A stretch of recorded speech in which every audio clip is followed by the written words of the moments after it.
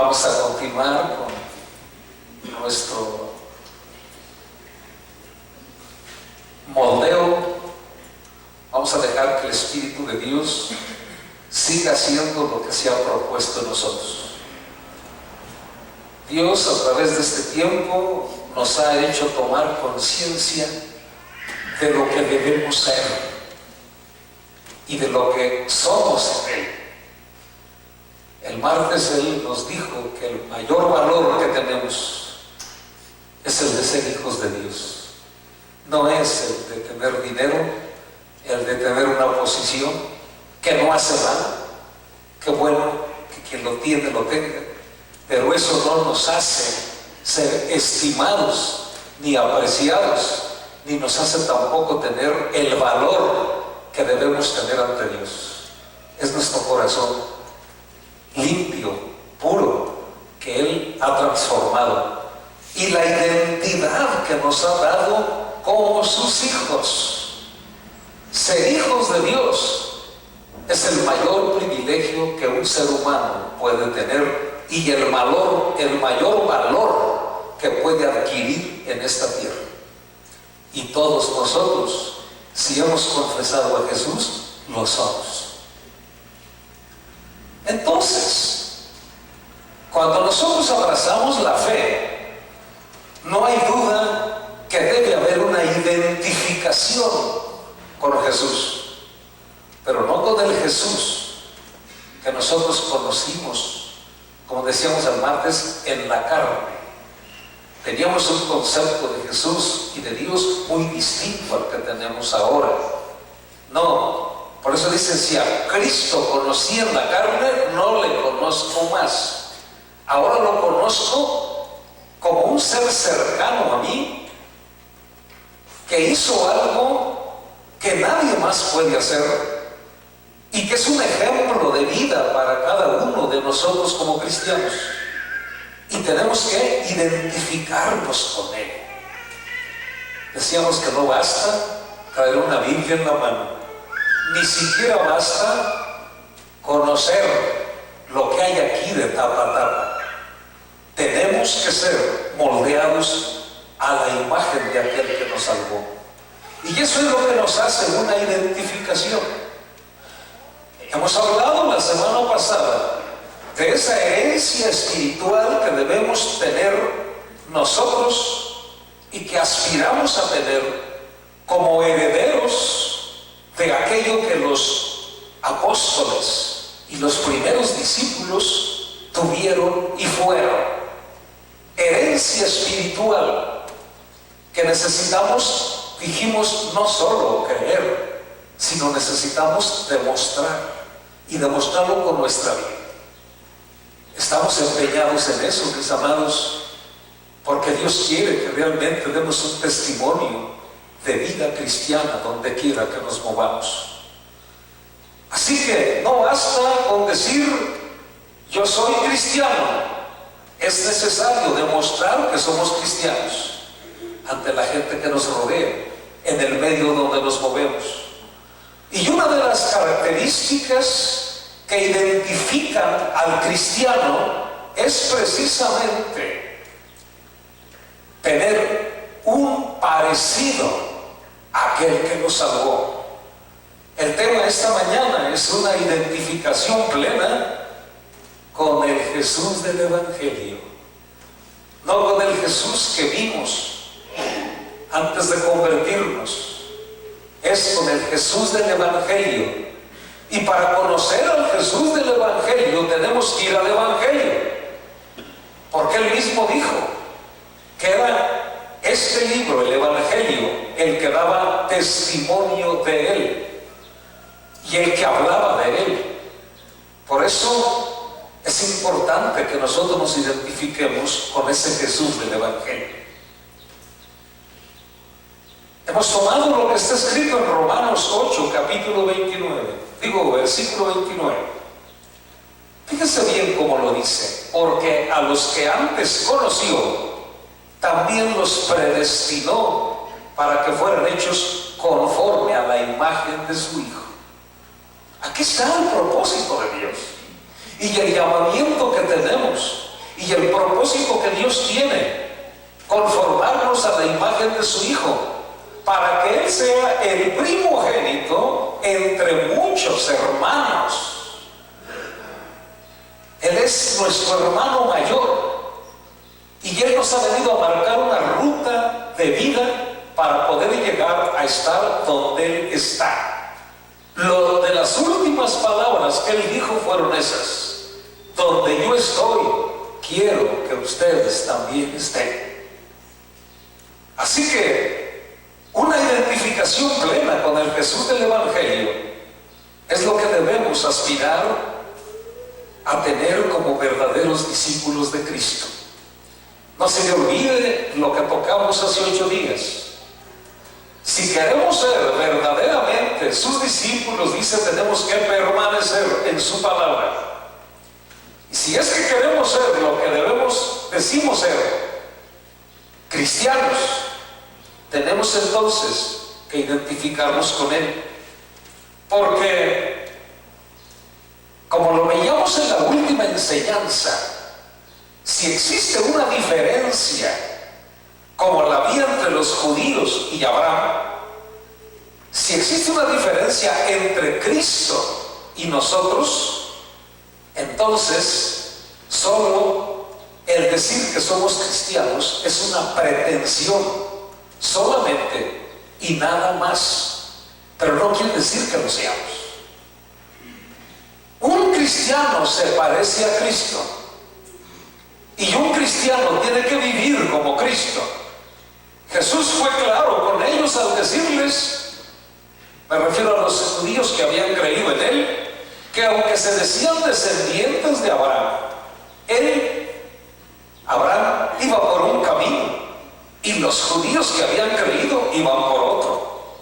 Iban por 2 caminos distintos. Eso mismo puede decirnos a nosotros que decimos ser descendientes espirituales de aquellos primeros cristianos, si no transitamos por el camino que ellos transitaron, que fue por el camino que transitó Jesús.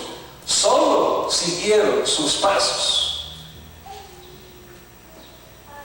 Leví, sígueme. Andrés, sígueme. Pedro, sígueme. Y nosotros somos seguidores del Señor. Cuando Él nos llamó, estamos siguiendo los mismos pasos. Pero escuche esto, Juan lo entendió y él dijo en 1 de Juan 2:6, el que dice que permanece en Él debe andar como Él anduvo. Debe poner sus pies donde Él los puso. Debe ocuparse de lo que Él se ocupó. Debe interesarse por aquello que Él se interesó y debe vivir como Él vivió. Eso es permanecer en Cristo, y solo eso nos capacita, y más que capacita, nos califica para ser verdaderos discípulos de Cristo. Entonces, para tener un panorama claro, yo les dije que estaríamos abordando en las próximas 2 semanas sobre esto, y para hacerlo, para conocer la verdadera identidad espiritual que debemos tener como hijos de Dios, nos vemos obligados a ver algunas actitudes concretas que la iglesia primitiva tenía y vivía como norma y conducta de su existencia. ¿Saben para qué? Para imitarlos. Es tiempo de que la iglesia de Cristo voltee sus ojos hacia el modelo de iglesia primitiva para poder imitar su forma de vivir, a fin de lograr esa identificación con Cristo. No tenemos que parecernos a una religión, no tenemos que parecernos tampoco a algún grupo denominacional. Hay una diferencia muy grande entre la iglesia de Cristo y la cristiandad. La cristiandad la conforman muchos grupos cristianos con formas de pensar distintas, maneras de vivir distintas, Pero la iglesia de Cristo, aquella que tiene un Señor, una fe, un bautismo, es la que conforma el cuerpo de Cristo universal, donde quiera que estemos. No son denominaciones, es una forma de vivir y una identidad con aquel que murió por nosotros. Entonces la primera característica que debemos buscar al voltear nuestros ojos hacia la iglesia primitiva es estar ciertos que tenemos una identificación con lo que ellos creyeron, con su fe, porque la fe se ha distorsionado muchísimo. Y aquí surge la primera prueba para darnos cuenta si estamos en el camino correcto, imitando a Cristo, andando como Él anduvo. Debemos creer en lo que ellos creían, es decir, escúchame, en la totalidad de la Biblia. Porque si usted está de acuerdo conmigo, muchos grupos han seccionado. Por eso hay quien dice que solo es el Nuevo Testamento, hay quien dice que solo es el Antiguo Testamento, y aún así hay otros que dicen del Nuevo Testamento nosotros determinamos qué se debe vivir en este tiempo y qué no se debe vivir en este tiempo. La iglesia primitiva creyó en todo lo que estaba escrito hasta el momento en que ellos vivieron. Porque si bien estaba escrito todo el Antiguo Testamento, ya había epístolas escritas. Había algunos libros, pocos, pero todos los escritos eran lo que conformaban el credo de aquellos discípulos. El credo de la iglesia primitiva emanaba, salía, brotaba de toda la Biblia, de la Escritura, no de pensamientos humanos. Lo que Jesús condenó fueron las doctrinas de los hombres.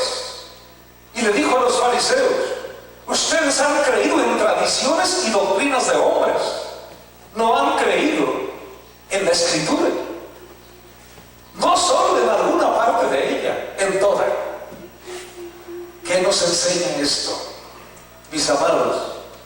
Que debemos quitarnos la mala costumbre de agarrar lo que nos conviene aquí y desechar lo que no nos conviene.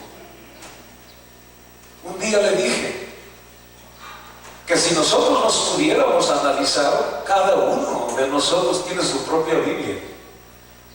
Porque esto yo sí lo creo, pero esto no. Esto sí me gusta, pero aquí le doy vuelta porque esto no me agrada.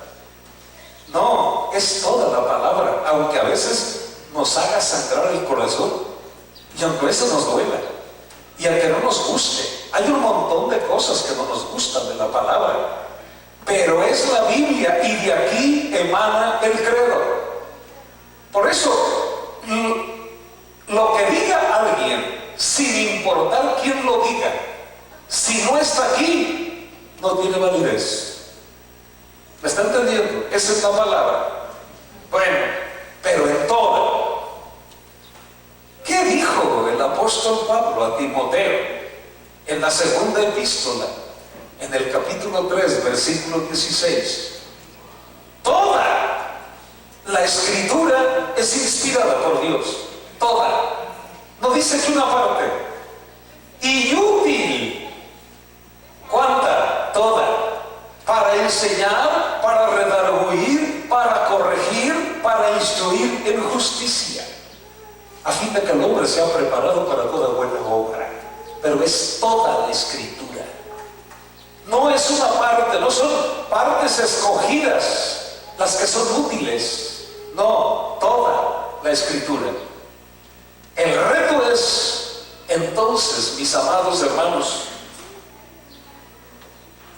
que para ser un buen cristiano tenemos que serlo sin abandonar la verdad completa. Esto es parecerse a la iglesia primitiva. Como cristianos auténticos que anhelamos ser, debemos creer entonces como ellos, que la Biblia es el testimonio verídico e infalible de la actividad salvadora de Dios para los hombres a través de la obra gloriosa de Cristo Jesús.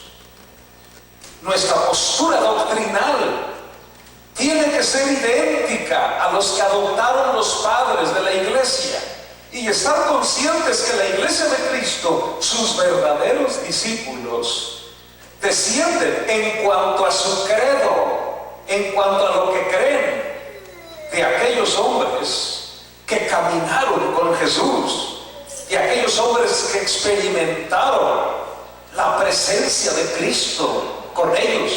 Pero no solo eso, de aquellos hombres que estuvieron presentes el día de Pentecostés cuando fueron llenos del Espíritu Santo. De esos hombres tenemos que descender nosotros, y lo que ellos creyeron es lo que nosotros debemos creer. Ahora, no se lo inventaron ellos, ni tampoco yo estoy diciendo que esta es una imposición o que tiene que ser así. Así lo escucharon los discípulos de su maestro en aquel camino a Emaús, cuando su fe iba debilitada y su esperanza casi muerta. Lo escucharon de Jesús y lo creyeron, y ese fue su credo, y ya debe ser el de nosotros. Escuche, van caminando con ellos, y cuando él se da cuenta que no lo identifica, empieza a decir: oh, insensatos y tardos de corazón para creer. Ponga atención en esto. Todo lo que los profetas han dicho. ¿De qué estamos hablando? De toda la Escritura. Todo lo que los profetas han dicho. Y luego hay una pregunta que les hace: ¿no era necesario que el Cristo padeciera estas cosas y que entrara en su gloria? Y comenzando desde Moisés, Génesis, Éxodo, Levítico, Números, Deuteronomio, el Pentateuco, la ley, empezando desde Moisés, dice: y siguiendo por todos los profetas, les declaraba en todas las Escrituras lo que de él decía. Quiere decir que este libro, desde aquí, desde esta primera página hasta acá, hablan de Cristo, enseñan, y de aquí brota el credo del cristiano. De aquí brotó el credo de los primeros cristianos, y de aquí tiene que emanar el credo nuestro. Lo que nosotros creemos debe salir de aquí, de toda la Escritura. Ese fue lo primero, la primera característica que tuvo la iglesia primitiva, y de la cual nosotros debemos ser descendientes. Entonces, olvídese de conceptos erróneos. Es toda la palabra. Nuestro amor, respeto y reverencia por todo lo escrito en toda la Escritura, de tapa a tapa, debe ser lo que conforme nuestra norma de conducta. Yo daba un ejemplo en mi enseñanza el día de ayer. En la clase anterior hablamos de que en un tiempo antes de haber tenido el encuentro con Cristo, algunos fuimos ateos. Algunos tuvimos una religión, pero la dimos tan vacía que terminamos siendo ateos. En el tiempo en que Jesús a mí me alcanzó, yo era ateo. Y cuando yo pedí que levantaran la mano, pensé que era el único, y no, había otros que también lo habían sido, ateos. Entonces, si no era la existencia de Dios para nosotros una realidad, su ley menos.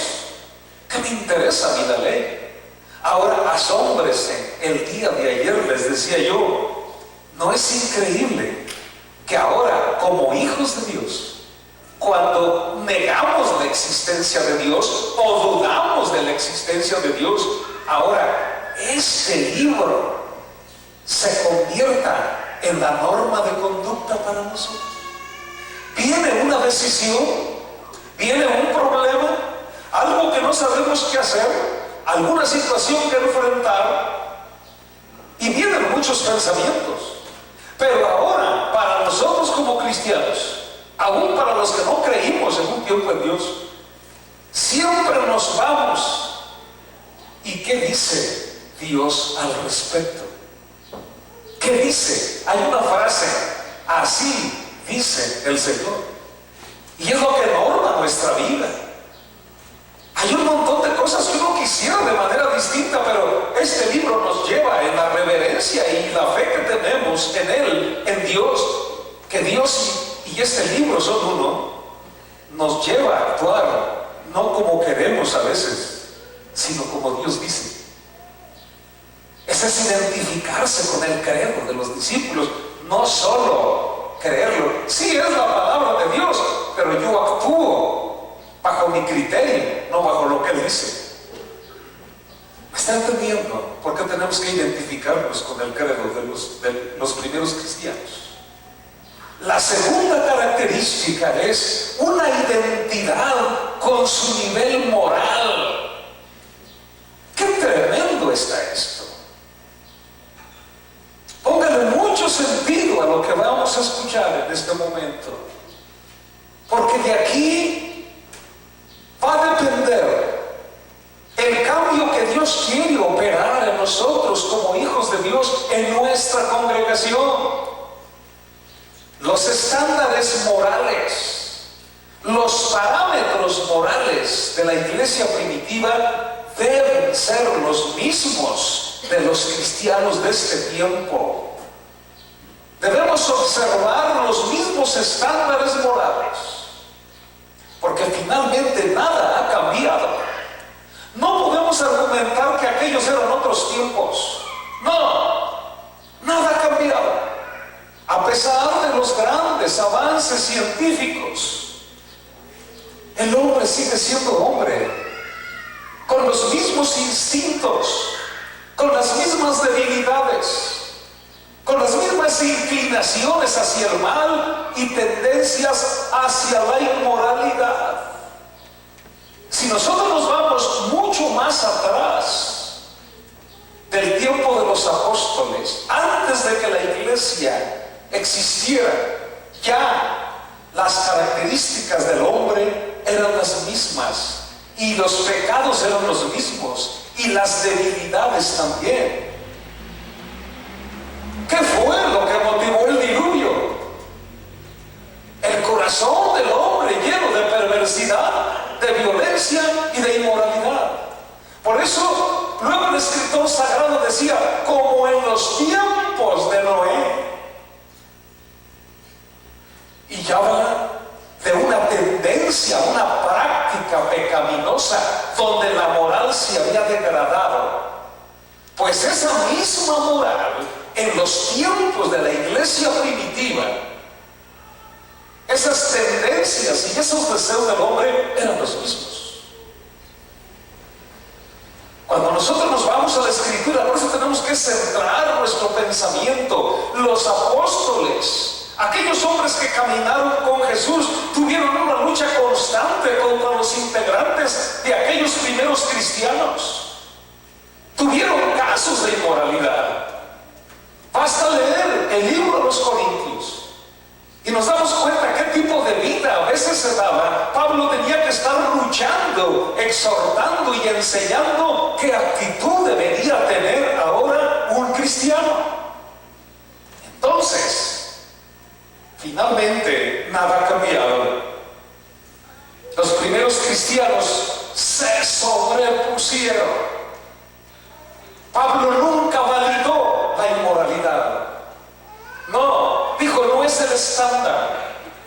Antes era así, el mundo vive así, pero no un hombre nacido de nuevo, no un cristiano, no alguien que se llama hijo de Dios. Por eso Santiago ordenó, escúcheme, respecto a la inmoralidad, desecharla en obediencia a la palabra. Toda actitud de inmoralidad, sea a través de pensamiento, de palabra y de obra, tiene que ser desechada. Santiago dijo en el capítulo 1, versículo 21, por lo cual, desechando, sacando, echando fuera, no considerándolo, toda inmundicia. Y cuando habla de inmundicia, habla de pecado de inmoralidad y abundancia de malicia. Reciban con mansedumbre la palabra implantada, la cual puede salvar nuestras almas. Ese era el nivel moral de los padres de la iglesia: el desechar toda inmoralidad y toda inmundicia, no el de convivir con ella. Otro de ellos, Pablo, no solo exhortó, ordenó, escúcheme, que ni siquiera se mencionara entre los creyentes. Pero fornicación y toda inmundicia. Y cuando habla de fornicación, habla de adulterio, habla de pornografía, habla de pensamientos lascivos, habla de inmoralidad o de avaricia. Ni aún se nombre entre ustedes como conviene a santos. Ese era el nivel moral de los padres de la iglesia, mis amados. Pero ¿cómo? Ellos tuvieron que exhortar, ordenar que eso cambiara, porque su nivel moral, su parámetro moral, lo habían bebido directamente de Cristo. Este fue el nivel moral de los apóstoles. Y si queremos identificarnos con ellos y con Cristo, debe ser también el nivel moral nuestro. Estamos obligados, mis queridos, como cristianos y discípulos de Cristo, a ser un referente, un indicativo entre aquellos que no conocen a Cristo. Pero qué lamentable, tristemente hemos diluido nuestra moral y la hemos rebajado, la hemos devaluado, porque las corrientes del mundo de inmoralidad y de pecado han penetrado en la iglesia, en los creyentes, y fácilmente nos amoldamos a lo que ellos ven, a lo que ellos hablan, a lo que ellos hacen, a lo que ellos practican. Y si bien es cierto que no debemos hacer alarde de nuestra santidad, sí nos debemos esmerar, todos los que nos decimos cristianos, no porque la gente escuche de nuestros labios que somos santos, o que somos puros, o que somos limpios, sino que la vean en nuestros hechos. La santidad la deben ver. Nuestro repudio al pecado y a la inmoralidad lo deben ver. Pero hoy nos damos cuenta nosotros, ¿no acaso aún la forma de vestir ha venido a permear en la iglesia? ¿No es cierto que estamos más impactados o preocupados por estar a la moda que por estar en santidad con Dios? Es increíble esto. La inmoralidad del mundo ha penetrado. Hoy podemos ver cristianos entrando al cine a ver películas inmorales. Podemos ver cristianos en la noche metidos en proyecciones fílmicas pecaminosas. Aún en las telenovelas. ¿Qué ven en las telenovelas? No son puras traiciones, engaños, fornicaciones, adulterios. No, no es lo que se ve. Y de eso estamos empapando nuestra mente y nuestro corazón.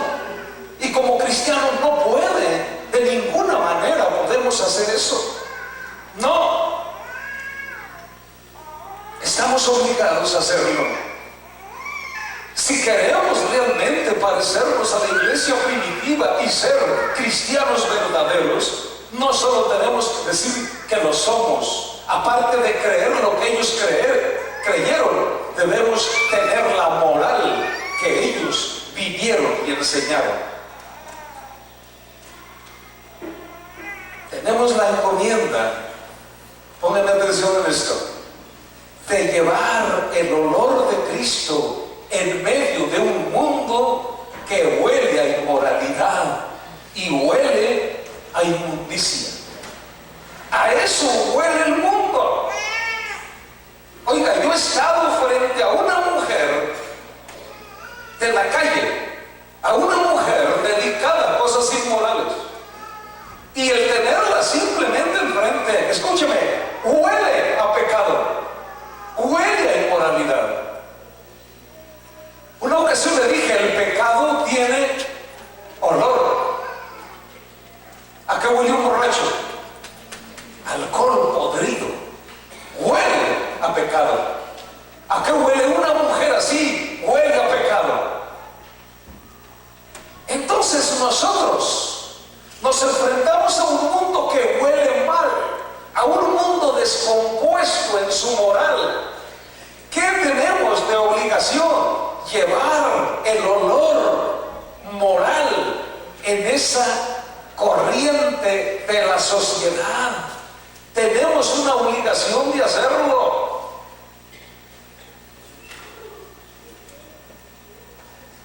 Mas a Dios gracias, dijo Pablo en 2 de Corintios capítulo 2, versículos 14 y 15.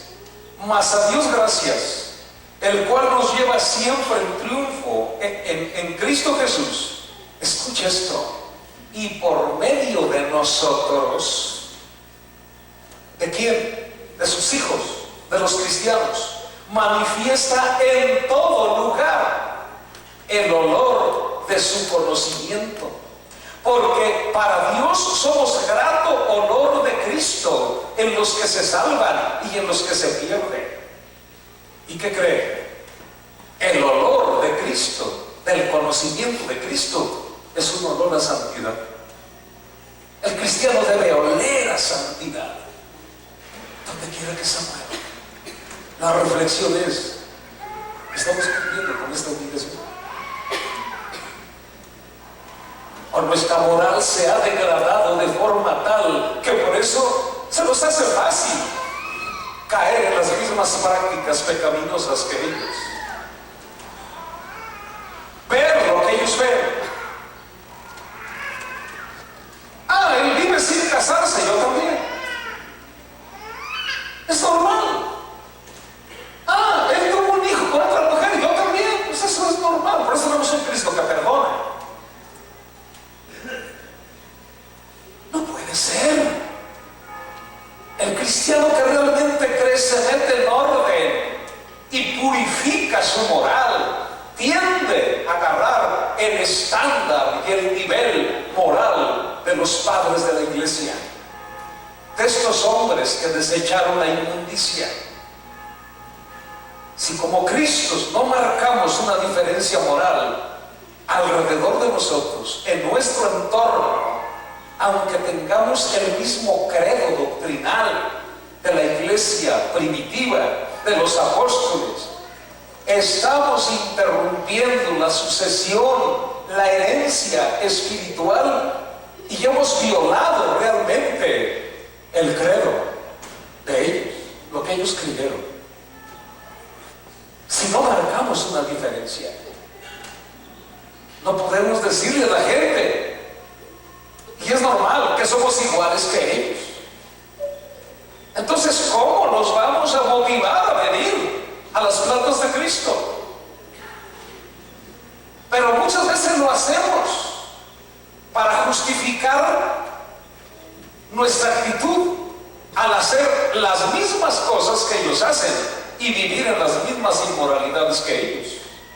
Pero que la única diferencia que existe entre ellos y nosotros es que nosotros tenemos un Salvador y ellos no. ¿Cómo podemos hablar así? Ya le platiqué aquella historia de un amigo mío que tenía un amigo suyo. Él vivía en Phoenix. Él tomaba, era un vicioso, era un borracho, y por eso se fue de Hermosillo a Phoenix. ya, pero empezó a escuchar por ahí, pues su esposa era cristiana y empezó a oír, y empezó como a convertirse, como a simpatizar con el cristianismo. Y habla mucho. Y un día su amigo llegó a Phoenix a un curso de inglés. Él era un funcionario de Panamex en ese tiempo. Y llegó a un curso de inglés. Y cuando terminó su curso, le habló y le dijo: oye, acabo de terminar un curso de inglés. Quiero verte para cenar juntos y pasar un rato platicando. Y dice: ándale. ¿Y a dónde creen que se fueron? Pues a una cantina, los dos eran borrachos, ¿no? Pero aquel amigo mío ya tenía algo del conocimiento que acababa de oír. Supuestamente ya había aceptado a Cristo. Y empezó a compartirle. ¿En dónde cree? En la cantina. ¿Cómo cree? Borracho. ¿Cómo cree? Tomando. Empezó a compartirle, y que Jesús, y que es que está en mí, y que Él vive dentro de mí, y yo ya lo recibí y todo. Y el otro se le quedaba viendo, pero un tonto. Es real lo que estoy platicando. Ese hombre es un licenciado que se apellida Guevara. Y lo estaba oyendo. Y cuando ya se habían metido 2, 3 botellas, que ya andaba re mal, dice: oye, lo que no entra, lo que no me encaja, está re bonito todo lo que tú me dices, pero ¿cómo andará ahorita el que dices que tiene adentro después de meterte 3 botellas? Lo mató.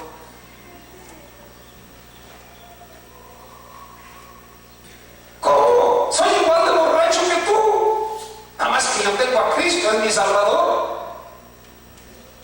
¿Cómo? Eso se llama incongruencia. Yo no puedo decirle a alguien: hey, pisa ahí, pisa acá, para que pases el río, si yo estoy a medio río, ahogándome. Tengo que estar del otro lado del río. Hey, por acá, yo te digo, eso funciona. Pisa aquí, pisa acá, eres fiel. Tener un Salvador es identificarnos con Él, creer lo que Él dijo, pero tener la moral que tuvieron los hombres que anduvieron con Él y que creyeron en su palabra. No podemos decirle a la gente eso. Debemos mostrar una diferencia de moral, escúcheme, que los sacuda y los impulse a abandonar su vida de inmundicia. Sí, ellos se deben dar cuenta que caminamos en sentido contrario. Hay gente, cuando usted está viviendo realmente una vida moral al nivel que Dios demanda, hay gente que no le gusta estar con usted porque se siente mal. ¿Me explico? Por eso los cristianos son desechados.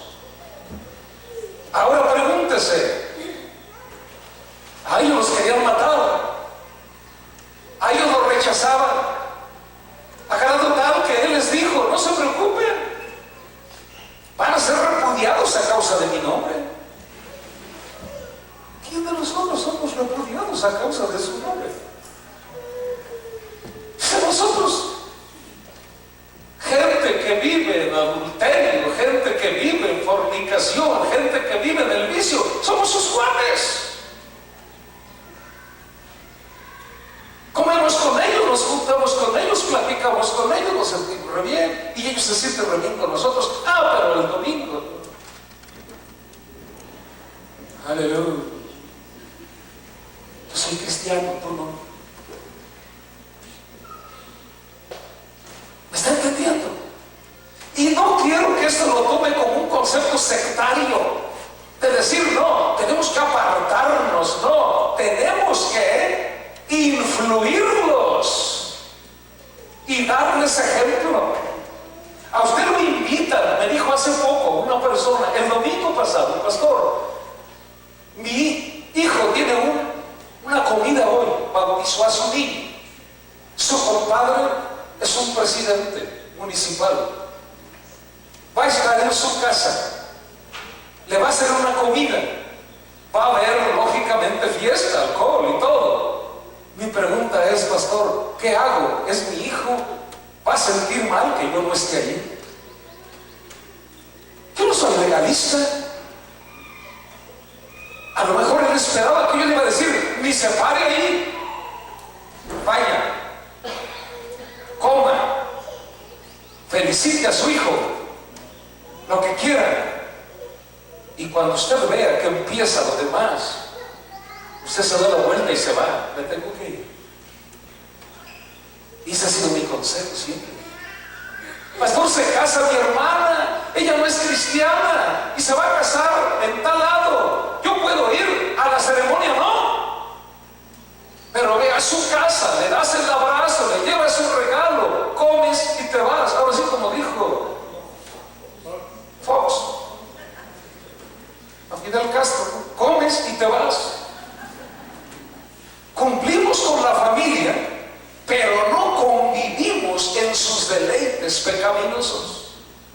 Pero cristianos a veces, que porque llegó el hermano que viene de Estados Unidos y viene hasta atrás, ahí está su mesa y trae sus botellas, y ahí en su misma casa toma y bebe, se embriaga, habla palabras deshonestas. A veces somos capaces de recibir en nuestra casa a un hermano que sabemos que está viviendo en adulterio.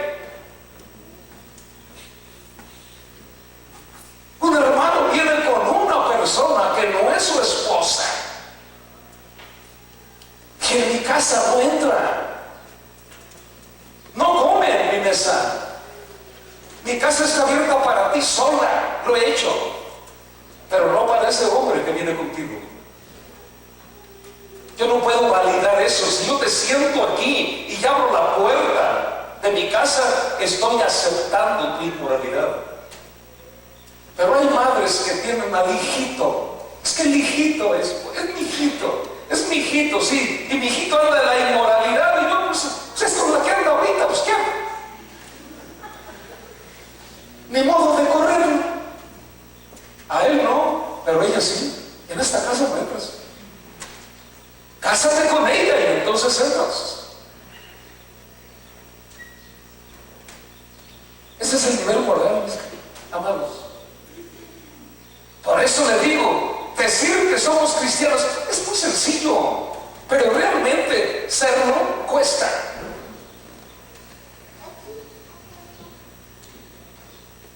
Debemos mostrar esa diferencia. Ellos se deben dar cuenta, grave es eso, de que nosotros caminamos en sentido contrario.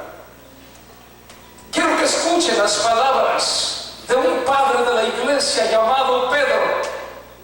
Así lo dejó escrito para la posteridad. Amados, y le habla a cristianos, yo les ruego como a peregrinos y extranjeros que se abstengan de los deseos carnales que batallan contra el alma, manteniendo buena su manera de vivir entre los gentiles, para que en lo que murmuran de ustedes como de malhechores, glorifiquen a Dios en el día de la visitación, al considerar sus buenas obras o su manera de vivir. Les ruego, denle testimonio a quien no conoce a Dios. Eso está diciendo. Y es el mismo Pedro el que grita y ordena un ya basta. Escuche, baste ya el tiempo pasado para haber hecho lo que agrada a los gentiles. ¿Qué agrada a los gentiles? El vicio, la inmoralidad, la ligereza, la perversidad, el deleite, andando en lascivias, concupiscencias, embriagueces, orgías, disipación y abominables idolatrías. A esto les parece cosa extraña que ustedes no corran con ellos en el mismo desenfreno de mi solución y los ultrajan. Pero ellos darán cuenta al que está preparado para juzgar a los vivos y a los muertos. ¿Qué encontramos aquí? Diciendo a Pedro, ustedes tuvieron un pasado, ya no pueden vivir como vivieron, los van a ultrajar, pero no importa que a ellos no les parezca, no importa que pierdan amistades, no interesa tampoco que digan de ustedes lo que quieran. Ustedes deben darles testimonio de que están caminando en fe con el Dios que los salvó. Pero, ¿de qué habla esto? De una moral elevada, no lascivias, no concupiscencias, inmoralidades, embriagueces, orgías, disipación e idolatrías. Eso vivimos en otro tiempo. Hoy en la segunda reunión va a venir un hombre. Entró esta semana en el Inca. Por cierto, una disculpa, doctor. Llegó en condiciones pésimas, borracho. Pero o lo metíamos o no lo metíamos. Yo le pregunté, ¿quiere realmente cambiar? Claro que quiero. Ándale pues. Llévense. Es un riesgo. Un hombre que tiene bebiendo mucho tiempo y le quitan el alcohol, de golpe se puede morir, ¿no? Y cuando yo le pido, le mando decir al doctor que qué hacemos con este hombre, y él con justa razón me dice, dile al pastor que cuando llegue una persona así, primero tenemos que desintoxicarla afuera. Y tiene toda la razón, doctor. Perdón. Tiene toda la razón. Si usted lo viera cómo llegó, pero usted lo pudiera ver en la segunda reunión. Le mandé una disculpa al doctor, le dije, por favor, dile que lo que tenga que hacer lo haga allí en el Inca por esta ocasión solamente. Ayer que fue, ¿dónde está el que entró aquí? Un hombre bañado, bien vestido, rasurado, cortándose su pelo, se ve joven. Y aproveché para decirle, hombre, hasta aquí, de aquí para atrás es pasado. En la vida en Cristo usted no va a necesitar más alcohol. Pero mientras no entendamos eso, nos estamos engañando. Ya no iba a traer, es más, ya no pienso traer a los del instituto a la reunión aquí. Estoy luchando con eso. Quiero mantenerlos aislados totalmente, porque es muchos riesgos, son muchos problemas a los que nos hemos enfrentado.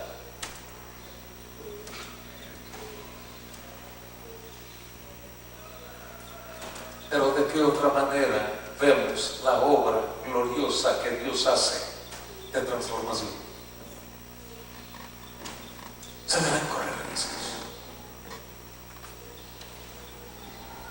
Pero hombre, que valga la pena, que el esfuerzo que se está haciendo, que las vidas que les dedican tiempo, que personas que dejan su trabajo, que ponen su gasolina, que van y que les comparten, ¿cómo lo vamos a echar por la basura? No tiene sentido. Se necesita entender, y es el ejemplo que tenemos que dar nosotros, de cristianos auténticos que creen lo que creyeron los primeros cristianos, los apóstoles, y que tienen la moral de ellos. Basta ya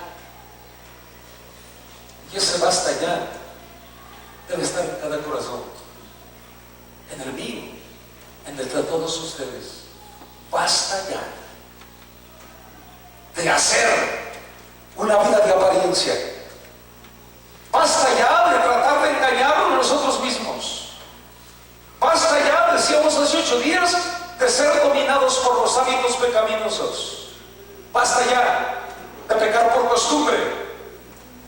Debemos tener una vida distinta. Este fue, mis amados, el nivel moral de los primeros cristianos. Este debe ser el nuestro si nos decimos cristianos.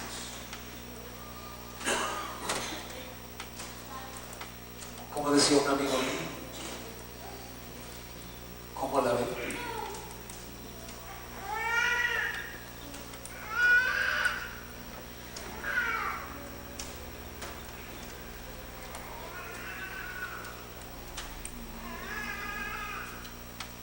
Yo no sé lo que otros crean, pero yo quiero creer en lo que creyeron los apóstoles, en lo que Jesucristo dijo. Yo no sé cómo vivan los demás, pero yo quiero vivir con este nivel moral. Yo le dije una frase: yo sí sé qué estoy haciendo aquí y sí sé qué quiero ahora. Usted no sé, pero lo que Dios quiere ya no lo dijo a ustedes y a mí.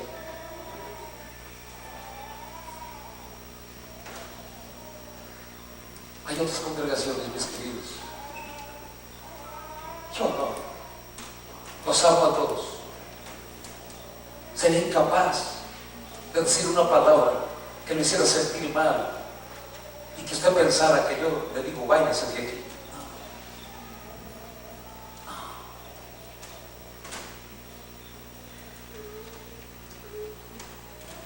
Pero ayer subí una foto al Facebook donde aparecen Chuchito, Dan y Sabino haciendo una obra artística en lo que será la cocina del Inca, con puros pedacitos de azulejo. Y le puse ahí Dan, Sabino y Chuchito, dándole el toque artístico a lo que será la cocina del Inca, con materiales de desecho para hacer cosas útiles y bellas, así como lo hizo, lo hace y lo seguirá haciendo aquel que nos salvó.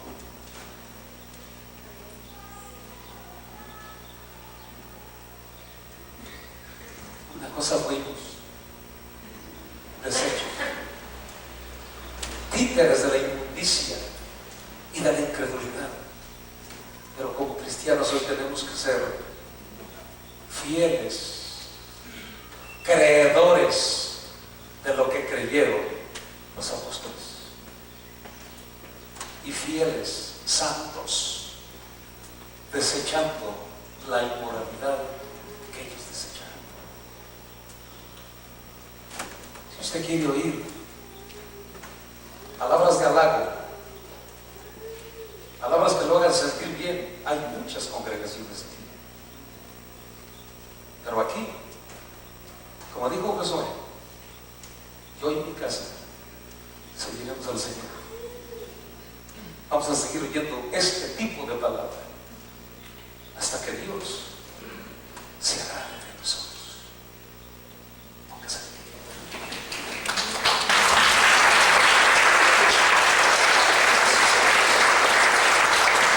Levante sus manos, por favor. Padre, queremos ser, no solo decir que somos descendientes espirituales de los apóstoles y fieles y verdaderos discípulos tuyos. Ayúdanos, Señor, a tomar con reverencia esta palabra, toda ella, y tomarla como norma de conducta y de vida para nosotros. toda la Biblia, Señor. Pero también ayúdanos a alcanzar el nivel moral que aquellos discípulos tuvieron, que aquellos apóstoles tuvieron, porque te dieron tenerlo a ti, una vida santa, pura, de fe. Que tu bendito Espíritu, Señor, nos capacite para lograrlo. Amén.